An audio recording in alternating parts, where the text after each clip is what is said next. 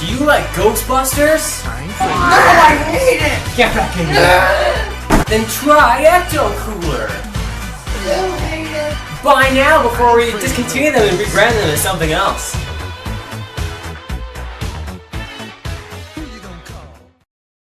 The 90s in the United States was following up the legacy of the 80s, left behind Reagan, Queen, AIDS, and fashion that will hopefully be burned by an intended fire.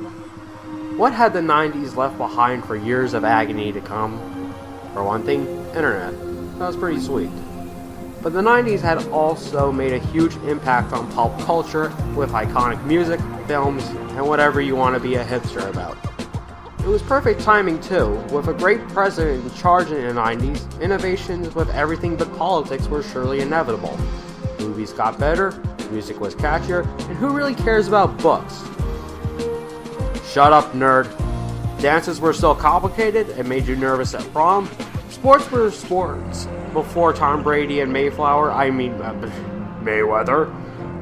Fads came and went, media improved, commercials aired, and art still had some dignity before modern art swept in. So sit back, relax, and listen to some high schoolers talk about a decade they were born in and pretend they were there.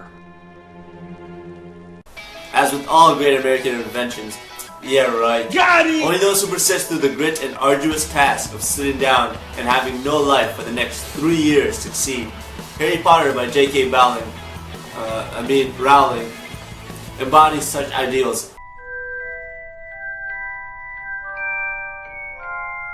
You're a wizard, Harry. Really? Oh, oh, f***ing Christ! No, never mind, not you! Ah! But I thought I was the chosen one. God chose you to be left unfinished! No! You are not getting into wizard school! Not like that! After 12 rejections, one publisher took the chance because their daughter liked it. It soon gave her the title of the first ever billionaire author and a legion of faithful followers that would blindly follow her for the next decade. Fight Club by Chuck Palahniuk, started the craze of not talking about what we are involved in, hide from the truth, and use that anger you feel to beat the crap out of somebody. Use your aggressive feelings, boy. Let the hate flow through you. What is the number one rule about making a decades project? Don't talk about did it again. Cut! And now, a few words from our sponsor. Parents, don't you just need a break from those pesky children? Yes. Don't you agree, honey? Yes, dear. Earlier, I'm going to California! Then why not try Carnival Cruise for your vacation destination? You still suck! Back in there! Only the greatest of the 90s dances bled into our memories, like the Electric Slide, Macarena, and a few of the others that are often played in 90s dance parties and bar mitzvahs. Don't believe me? You'll see. You can't touch this. You can't touch this. You can't touch this. You can't touch this. My music hits me so hard, makes me say, oh my Lord, thank you for blessing me. What am I to rhyme and do hype? It feels good when you know you're down. A super dope homeboy from the Oak Town, and I'm known as such. And this is a beat you can't touch. I told you, homeboy, you can't touch this. Yeah, that's how we living, and you know you can't touch this. Look in my eyes, man, you can't touch this. It's electric.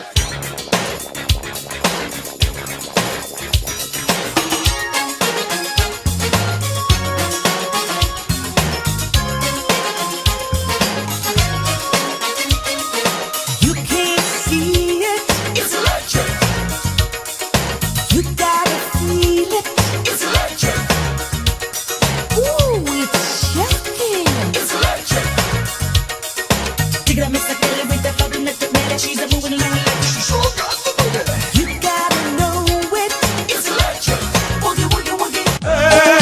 Macarena. Dala tu cuerpo alegría Macarena, que tu cuerpo es para dar la alegría y cosas buenas. Dala tu cuerpo alegría Macarena, Macarena. Now don't you worry about my boyfriend, the boy whose name is Vitorino. I don't want him, couldn't stand him, he was no good, so I Pa' dar la alegría y cosas buenas. Dala tu cuerpo alegría Macarena, Macarena. Just as embarrassing as the dances we just performed, fashion in the 90s often went unspoken about when we try to remember it.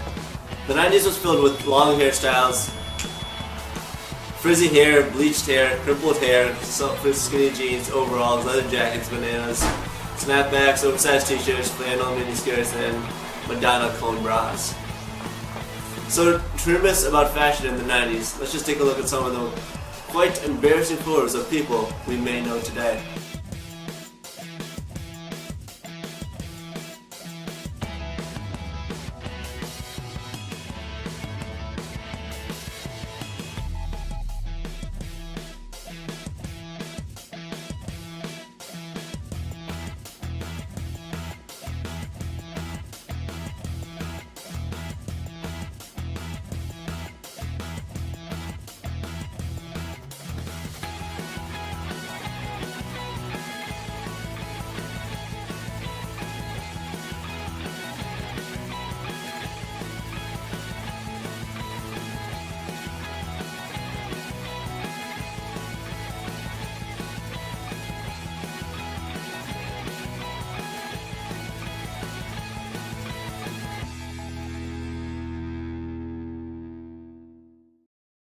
Don't you just hate Cheerios?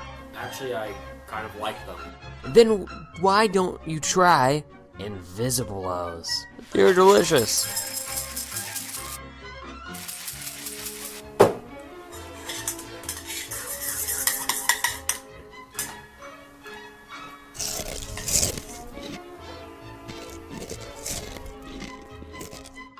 Wait a minute! This is just an empty Cheerios box! What are you trying to sell here? Buy them now before they're gone. I'm gonna kick you right in the goddamn shorts! Hello, Yama here again. Let's take a deeper look into the nooks and crannies of the 90s. Like most Americans, we will now try to ignore looming politics and possible mechanical overlords by indulging in some profound movies.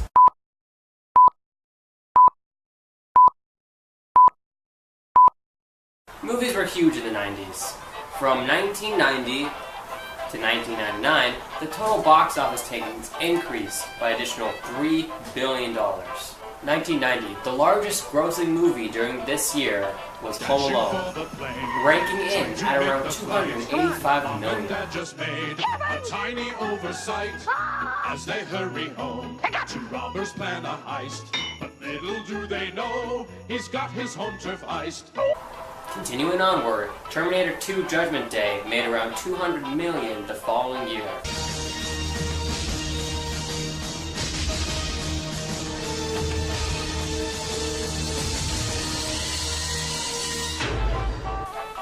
By 1992, Aladdin made $217 million. Perhaps you would like to hear the tale? It begins on a dark night. In 1993, Jurassic Park made around $350 million in box office. There it is. Welcome to Jurassic Park. Of course, you can't forget about Forrest Gump, the highest grossing movie of 1994 with a total of $329 million made. Anyway, like I was saying, shrimp is the fruit of the sea. You can barbecue it, boil it, broil it, bake it, saute it. There's shrimp kebabs, shrimp. By 1995, Toy Story led with just $200 million. Walt Disney Pictures presents a totally new animated motion picture event. Star Command, come in. Do you read me? By 1996, Independence Day grossed $300 million. And even though this statement's gonna kill me, Titanic grossed over $600 million in 1997. The rest aren't even important now because they don't even touch Titanic's making. Movies in the 90s were popular. They were undoubtedly a strong and current pastime of the era. let's take a dive into some genres of movies that were popular in the 90s. Lending a helping hand in the development for children's movies, Disney was a major player in the movie business during the 90s. They released many memorable animated and live-action movies such as Beauty and the Beast, Aladdin, Lion King, Toy Story, Mulan, Bug's Life, and, well, Clover. Why are they memorable, you ask? Is it because they captivated people of all ages with their timely lessons and morals? Probably. Listen to me! Hear my voice! God, is that you? Yes, I am the one and only true atheist God. Listen, Disney movies were only great because you watched them as kids before you discovered how to pirate free movies. Hey, do you like gum? Yeah, sure.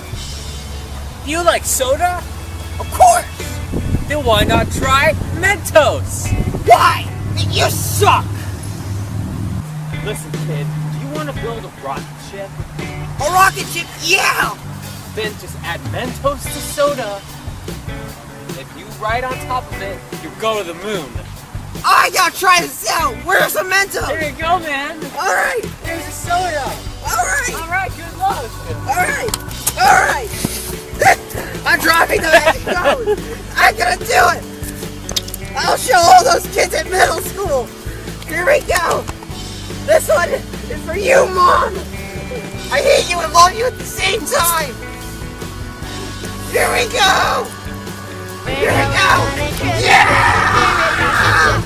Yeah! Yeah! As for the elitist kind of cinema lover, there have been a few gems that were produced by this decade. Saving Private Ryan, Schindler's List, and The Matrix were just a few. These movies made us question our reality, while simultaneously giving us the feels. The 90s also gave us cult classics like Pulp Fiction and Jurassic Park. Pulp Fiction had everything from Tarantino, drugs, Samuel L. Jackson, and an afro. Drugs, surf music, a girl ODing on heroin, Bruce Willis, and plenty more to go around. Meanwhile, Jurassic Park had dinosaurs. Lots of them. We also got the film version of Fight Club, and, who could forget, Forrest Gump.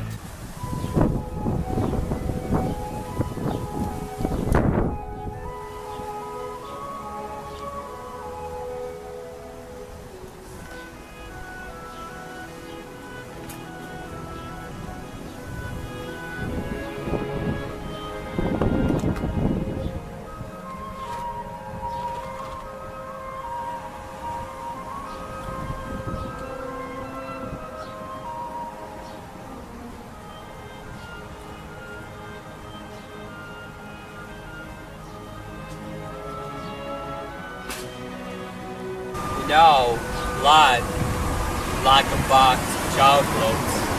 You're never really gonna know what you're gonna get. Like how you grow up playing high school football, and then go fight Nam. Then you lose a friend in combat only to come home, find your girlfriend, never actually girlfriend, and see her leave with Black Panthers, and find out years later she really had a child. Eventually the pain will become so terrible that you wish your box of chocolates or a box of cyanide tablets so that you could just end all the pain and misery.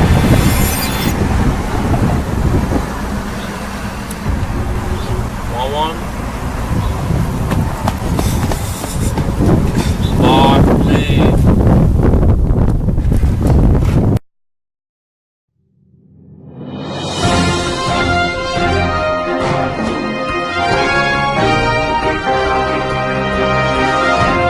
I would like to interrupt this program to bring you Bill Clinton live from the debates. did not have sexual relations with that woman. But I would tap that faster than the A button.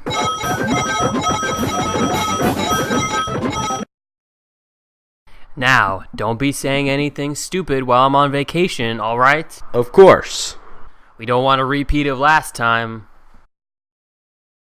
This is Yama reporting from News Channel 90 with Mr. President Bill Clinton.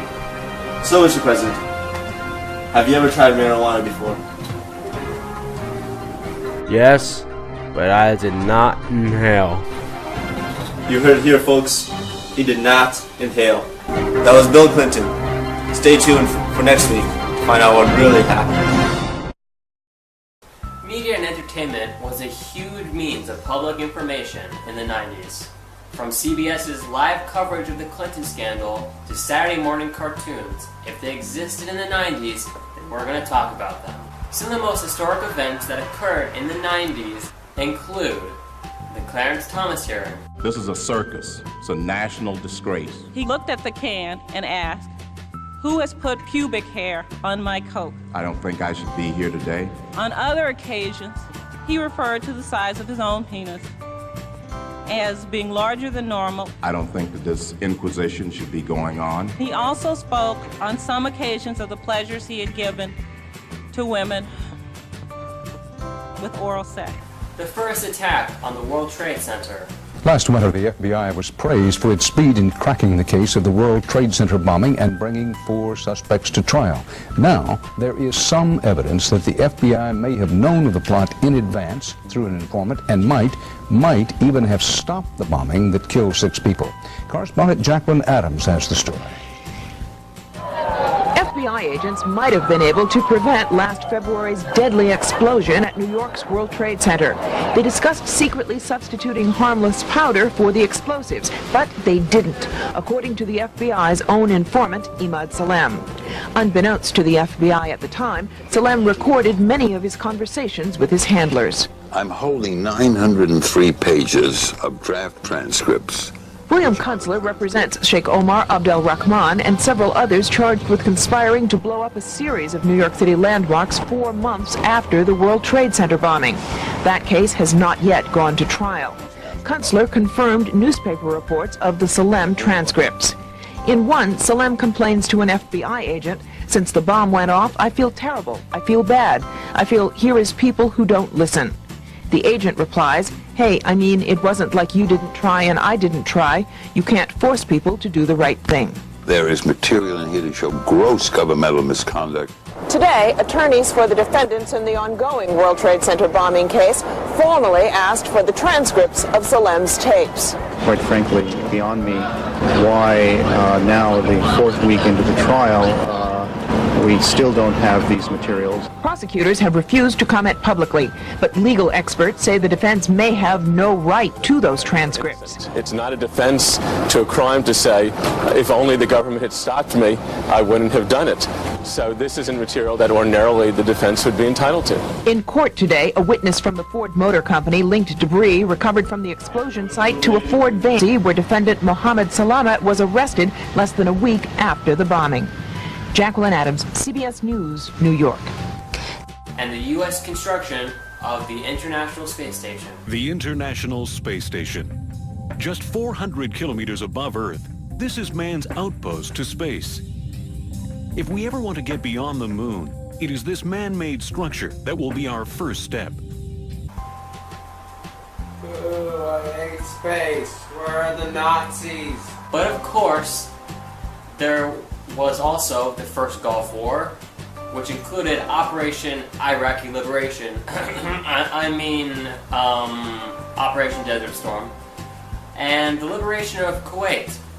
First on BBC One, the 9 o'clock news with Michael Burke.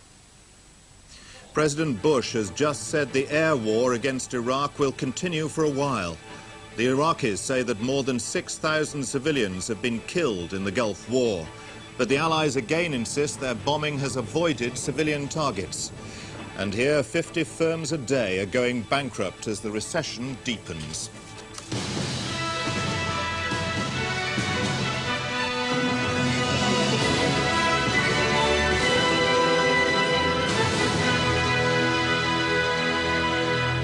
Good evening. In Washington, America's two military leaders, Defense Secretary Dick Cheney and General Colin Powell, have just finished a meeting with President Bush.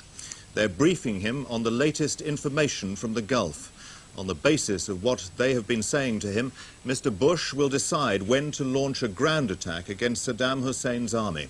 And just a few moments ago, Mr. Bush said the air war will continue for a while.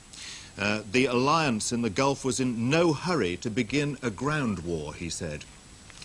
The Iraqis say that Allied bombing has killed between 6,000 and 7,000 civilians. Their diplomats abroad, their ministers in Baghdad, and the Islamic equivalent of the Red Cross, the Red Crescent, are all tonight saying that the number of civilian dead is far greater than their earlier estimates. On day 26 of the war, Iraq fired Scud missiles at Israel and Saudi Arabia. There were no reported casualties. The Americans say the air campaign has intensified, 2,900 sorties in the last 24 hours. They say they've destroyed 4 more Scud mobile launchers.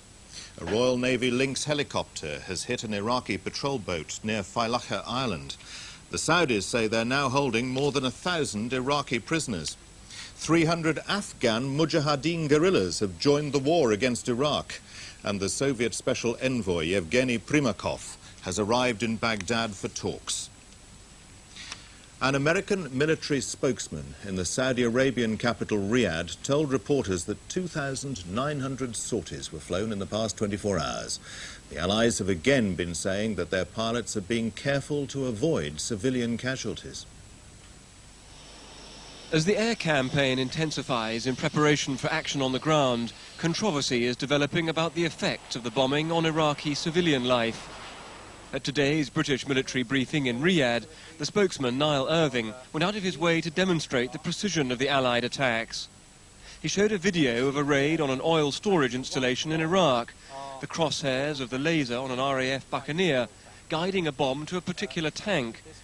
Another attack on a bridge was called off, he said, because the pilots couldn't be sure of striking this accurately. That's the sort of responsible approach that the crews at the front line are taking, and that reflects the responsibility of the targeters to ensure that we do this, as I say, with the absolute minimum of civilian casualties. As I said before, we can't always guarantee that there won't be any, but we are minimising it.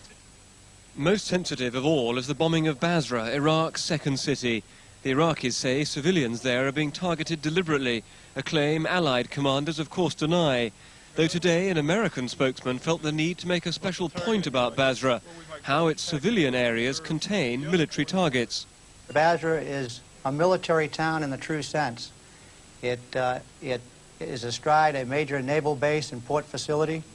The infrastructure, military infrastructure, is closely interwoven within the city of Basra itself. Our pilots, again, I would stress, go to extraordinary lengths to try to avoid collateral and civilian damage. In most cases, they've been very, very successful. For the forces in the desert planning their role in this campaign, the bombing has a particular value, and the commander of the British 4th Armoured Brigade asked his officers gathered here to explain it to their men. The longer the air campaign goes on, the quicker they will get home, and the more of them will get home. A reminder of the value of air power came today when a wrecked Iraqi tank, evidence of an incursion, was discovered by an American unit on patrol. Surprisingly, the tank was fitted with a laser rangefinder, a significant asset in a ground battle, but no help against a force with air supremacy. There have been 2 separate claims that the number of Iraqi civilians killed by Allied bombing now runs into thousands, and not a few hundred, as the Iraqis have previously said. The first such claim came from Abdullah Fadel, Iraq's religious affairs minister. Jubilation in Kuwait City after 7 months of Iraqi occupation. And U.S. forces have cut off all escape for Iraqi troops as Saddam Hussein comes up with still another offer.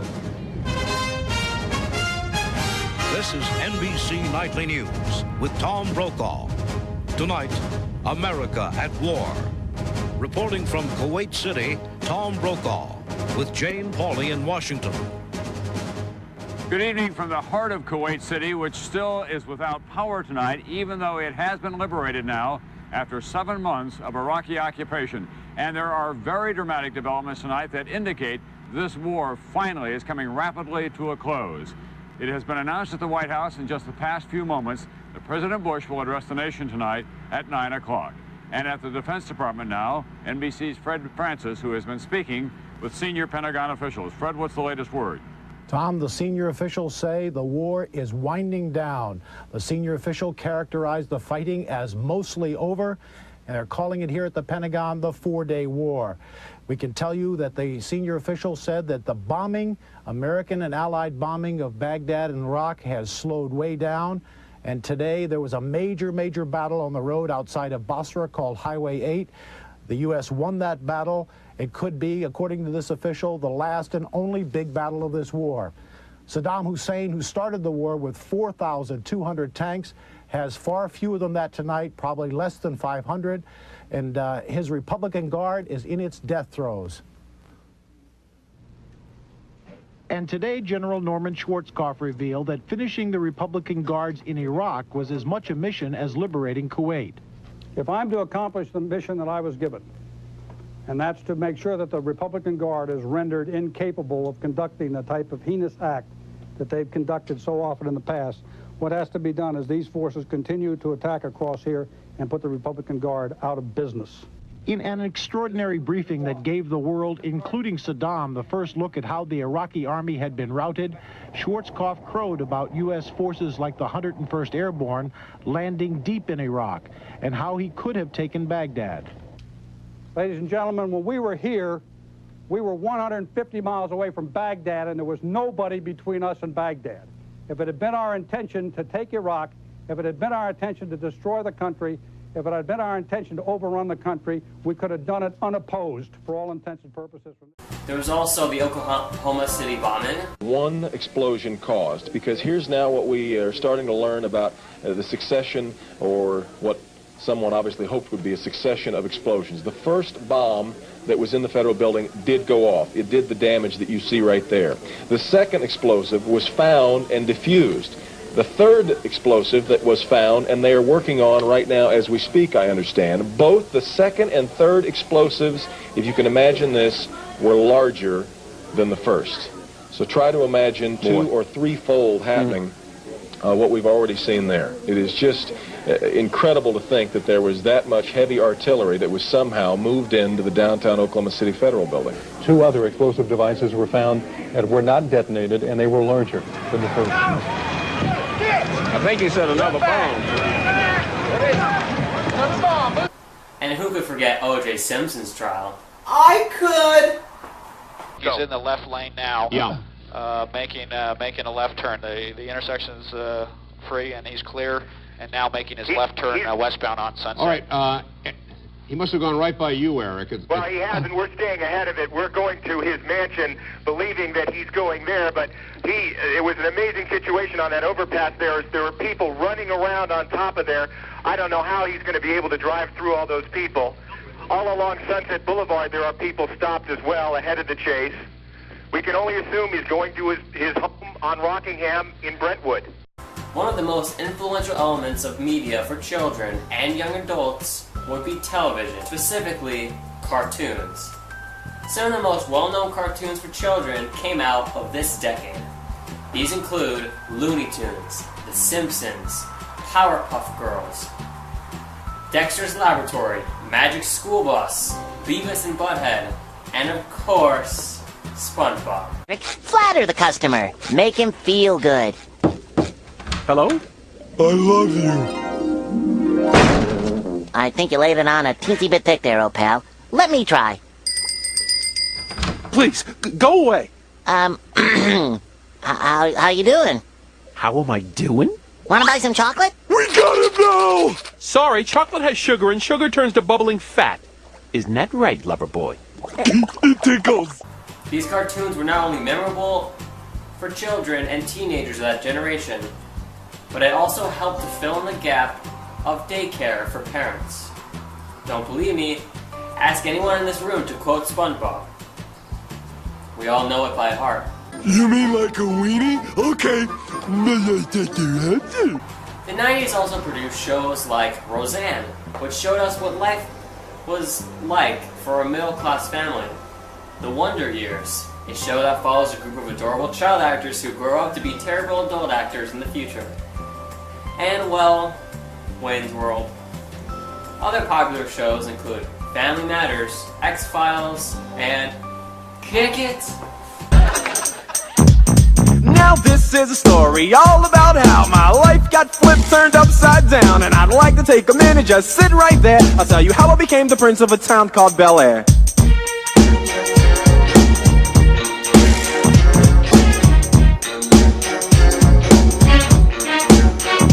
In West Philadelphia, born and raised, on the playground is where I spend most of my days. Chilling out, maxing, relaxing, all cool and all, shooting some b-ball outside of the school. When a couple of guys who were up to no good started making trouble in my neighborhood. I got in one little fight and my mom got scared and said, "You're moving with your auntie and uncle in Bel Air." I whistled for a cab, and when it came near, the license plate said fresh and it had dice in the mirror. If anything, I could say that this cab was rare, but I thought, nah, forget it, yo, home's the Bel Air.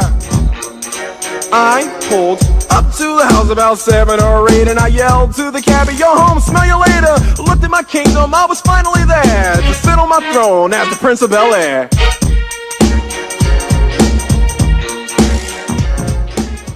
What's up? What's up? Such a greeting caught on quickly following a Budweiser commercial and went worldwide within a couple years. Able to pick up good yardage on the play. You know, the best part of this defense is their defensive line and their interior. Hello? Hey, who? What's up? Nothing, B. Just watching the game, having a bud. What's up with you? Nothing. Watching the game, having a bud. True. True. What's up? What's up? Yo, who's that? Yo, pick up the phone. Hello? What's that? What's up? Yo, where's Dookie? Yo, Dookie! Yo. What's that? What's that? Hold on. Hello?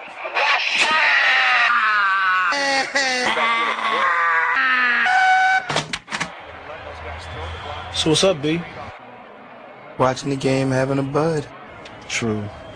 True. Hello? Where's that? Yo, who's that? Yo, it's D. True. Hello? Yo, it's T. True. Where's that?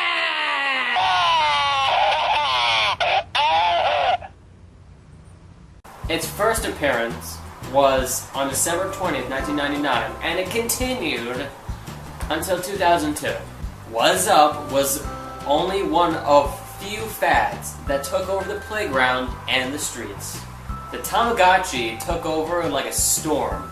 Every cool kid had it, and if you were not cool, you did not have it. And the same applies for Pokemon, Game Boy, which started in Japan and became a worldwide trend that is still kicking. This also spread into console wars between Nintendo and Sega, also dubbed the Bit Wars over graphics. Genesis does 16-bit arcade graphics. You can't do this on Nintendo. Genesis does 16-bit sports action. You can't do this on Nintendo. Genesis Does. Genesis Does. Genesis Does. Genesis Does. Genesis does. Get Joe Montana free, Pat Riley free, Buster Douglas free, Super Monaco GP free, or Collins free. What Nintendo don't. Let's not forget about Beanie Babies. Everybody thought they'd be worth something these days. Turns out they weren't. However, they still did sell over 100 million units. The amount of it on the market is what kept the value of it low later on. Introducing Oat Thins. You heard about Wheat Thins. Now enjoy none of that wheaty goodness because we replaced it with oats. You know what, Mr. Narrator Man? I'm getting real tired sitting here. You know what? Why don't you just give us a damn it to? Try some Oat Thins. Hello, Yama here again. That commercial wasn't so good. Well, all things are. They're really good.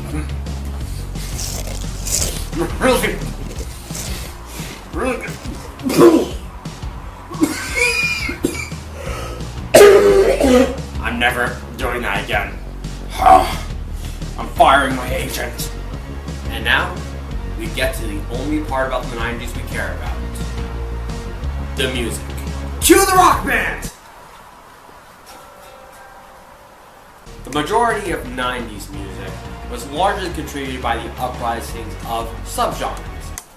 In the 80s, punk rock had met an unfortunate halt when notable punk bands such as the Dead Kennedys split apart and punk rock went back to being an underground sort of genre. In the 90s, however, punk rock had been brought back into the mainstream, specifically by breakout albums such as Dookie by Green Day, The Enema of the State by Blink-182, and Smash by The Offspring, with 10 million, 10.5 million, and 6,300,000 albums sold per album respectively. Pop punk left its mark on 90s music. Alternative rock had also met some major breakthroughs in the 90s. In 94, Weezer released their debut album, Weezer. It peaked at 16 of the US Billboard 200 and sold 3,300,000 copies of the US. Also, who can forget about that album cover? I can't. Not only that, but Bad Religion's 1994 album Stranger Than Friction reached gold certification. That's not actually important to you, but it is to me, and this is my presentation. Finally, the 90s saw the peak of rock in 1991 with Nirvana's Nevermind album with that hit single, Smells Like Teen Spirit. Nirvana would also strike 2 more times after, with 93's In Uteria and their 1994's To Buddha. I'd like to apologize. To Buddha is not apparently a Nirvana song. It's actually Kurt Cobain's suicide note. I apologize. Actually, I'm not. Keep playing the movie. Other popular rock bands in the 90s also include Collective Soul, Pearl Jam, Stone Temple Pilots, Smashing Pumpkins, Soundgarden, Foo Fighters, 9 Inch Nails, and Red Hot Chili Peppers. Hip-hop in the 90s was largely dominated by the West Coast hip-hop and gangster rap community, thanks to successfulness of Tupac, Dr. Dre, Snoop Dogg, and Biggie Smalls of the East Coast. Tupac and Biggie themselves shaped 90s hip-hop alone with their entire careers, hits, and, well, their deaths. Dr. Dre and Snoop Dogg also created some really great hits before becoming headphone makers and making appearances on kids' TV shows. However, Dirty South and crunk genres would overtake the hip-hop scene by the end of the 90s, putting attention on acts such as Ludacris, Lil Wayne, and 3 6 Mafia. And let's not forget about Ice Ice Baby. Even though that tune was sampled, it swept the nation overnight. I'm going to be honest. You can find these songs in any 90s hits collection. So here's an honorable mentions list instead. It should be noted, however, that this is based off popularity and not actual quality. Which basically means that every artist on this list is terrible. Hey, I love Backstreet Boys. They were terrible!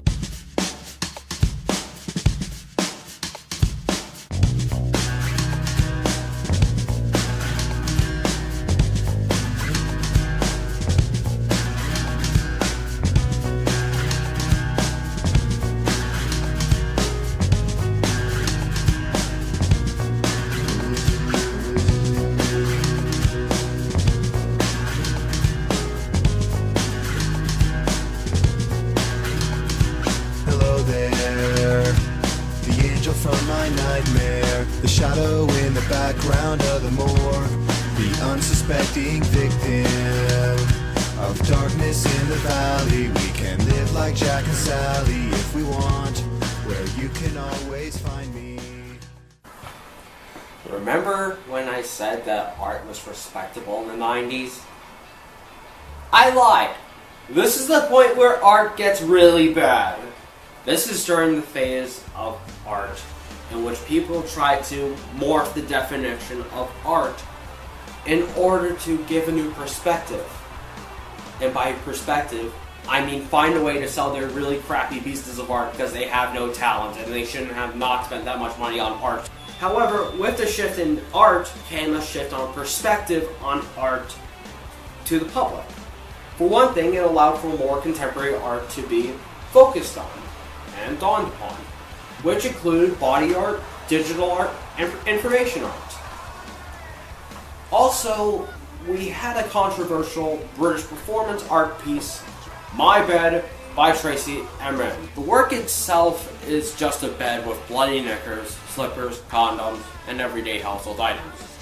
In 2014, the piece of art was sold for £2.5 million. I'm not making that up. I couldn't if I tried. I mean, well, it was a rather interesting piece, but Lord have mercy if you shine a black light on it. Ugh. The world of sports was massive in the 90s. Teams like the Dream Team. The Dream Team in basketball was the center of American sports fanatics. It had the likes of Michael Jordan, Magic Johnson, and Larry Bird all playing under the American flag in the 92 Olympic Games held in Barcelona. They went on to easily win the gold medal that year. No team could match their ability. Hilarious Americans are good at something. Soccer. Speaking of which, the 94 World Cup was held in the good old US of A. Striker the dog was voted as the mascot of the World Cup.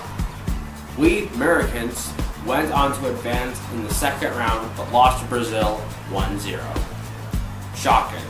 The championship game was between Italy and Brazil. The game had to go on extra time and into penalties. First time in World Cup history. Brazil eventually triumphed over Italy. In 1997, Tiger Woods won his very first Masters. This started his rise to fame, wealth, and adultery.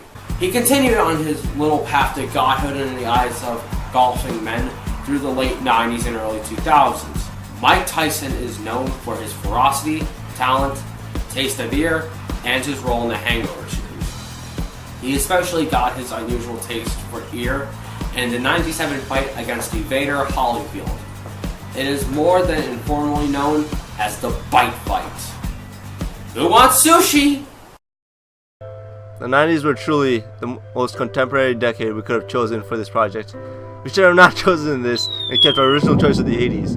I see now that I was young and foolish and hungry for blood. Sorry, wrong project. The 90s gave us some of the most well-known films, songs, sports characters, and dances. Forrest Gump gave us many quotable moments that became an integral part of our daily speech. Sad for fashion, though. Who am I kidding? Nobody misses those dad jeans. Even the current President Obama was made fun of for wearing them. The 90s were a time to never be forgotten, filled with many precious moments, forgettable celebrities, and many politicians. The US had a stable economy thanks to President Clinton, and all the while, Friends and SpongeBob were at the height of American entertainment. But nevertheless, the 90s were a decade we will never forget, whether we want to or not.